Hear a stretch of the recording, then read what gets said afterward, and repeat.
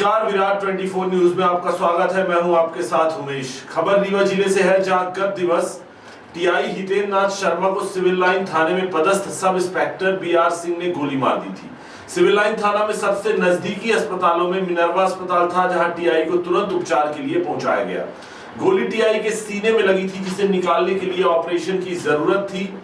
अस्पताल में कोई कार्डियक डॉक्टर न होने के चलते सुपर स्पेशलिटी से स्पेशलिस्ट को बुलाया गया, लेकिन उनकी राय नहीं मानी। अंत में जबलपुर भोपाल से पहुंचे चिकित्सकों के सामने रीवा के ही डॉक्टरों ने सीने से गोली निकाली है और वर्तमान में हितेंद्र नाथ शर्मा सुरक्षित हैं और तेजी से रिकवर कर रहे हैं। उक्त घटना में सबसे बड़ी बात सामने आई, क्या खुद शासकीय अधिकारियों को भी अपने सुपर स्पेशलिटी हॉस्पिटल पर भरोसा नहीं है। विधायक राजेंद्र शुक्ला आए दिन किसी न किसी बात का लोकार्पण कर विंध्य को सबसे बड़ी सौगात देने की बात करते हैं, लेकिन जब गंभीर उपचार की जरूरत पड़ी तो जबलपुर भोपाल से चिकित्सकों को लाना पड़ा। एक तरफ मिनर्वा अस्पताल प्रबंधन कहता है कि जो व्यवस्था उनके यहाँ थी वह किसी और के यहाँ नहीं है, तो दूसरी तरफ सुपर स्पेशलिटी प्रबंधन और खुद विधायक सबसे बड़ी सौगात सुपर स्पेशलिटी को बताते हैं। लगातार हो रही चीछा लेदर के बाद सुपर स्पेशलिटी अस्पताल के चिकित्सकों ने पत्रकार वार्ता का आयोजन किया और बताया कि जो उपचार हितेंद्र नाथ शर्मा को जरूरत थी उसका उपचार सिर्फ और सिर्फ सुपर स्पेशलिटी अस्पताल में था। साथ ही लोगों से अपील भी की है कि ऐसी स्थिति में सबसे पहले अपने नजदीकी अस्पताल जाएं, अगर संभव है तो सुपर स्पेशलिटी अस्पताल पहुंचिए। आइए पूरे मामले को लेकर चिकित्सकों का क्या कहना है, सुनते हैं।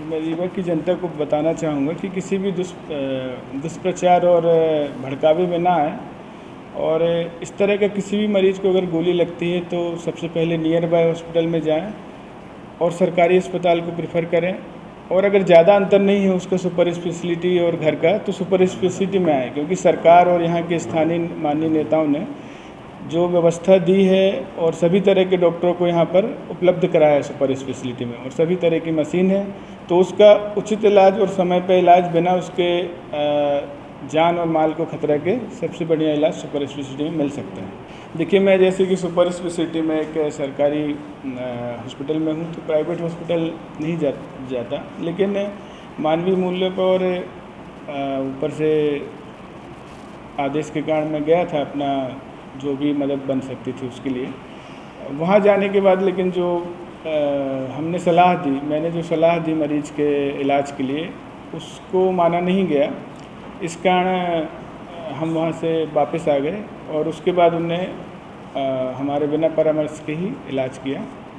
नहीं, अपने रीवा में सुपर स्पेशलिटी में ही कार्डियोथोरेसिक सर्जन है और रीवा में और कोई डॉक्टर इस विशेषज्ञता का नहीं है।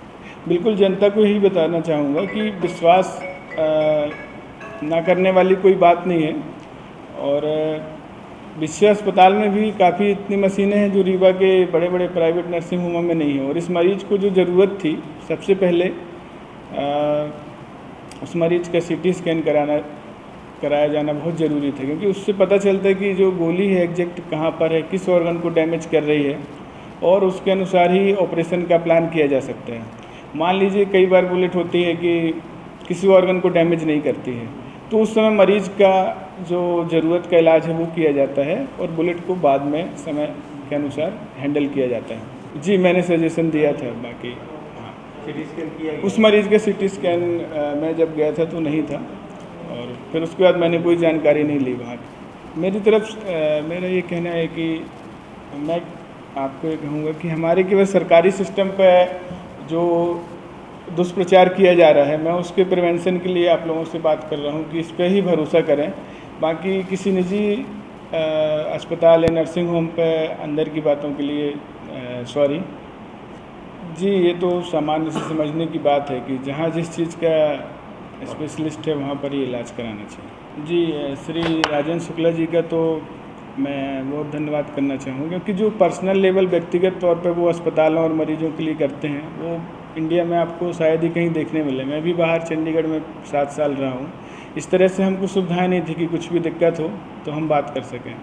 और जैसे कि मैं बताया कि ये सुविधाएं, जैसे उस मरीज़ को जो ज़रूरत थी, बिछी अस्पताल, संजय गांधी और सुपर स्पेशलिटी में अवेलेबल है ये चीज़ें, तो सरकार की ही प्रयास से मशीनें हैं और हम डॉक्टर हैं उस चीज़ के। हाँ, दुष्प्रचार किया गया और चालाकी से लोगों ने शायद इसका इसकी जो इमेज है ख़राब करने के लिए इस तरह का षड्यंत्र रचा। मैं जैसे ही 5-10 मिनट ही जो मैं देखा कि सलाह जो दी जा रही है उसको वहाँ मानने तैयार नहीं है, तो मैं वहाँ से वापस आ गया था। हाँ, हमारे द्वारा जो भी सजेशन दिए गए थे उनको नहीं माना गया, और जो भी इलाज किया गया वो उनका एक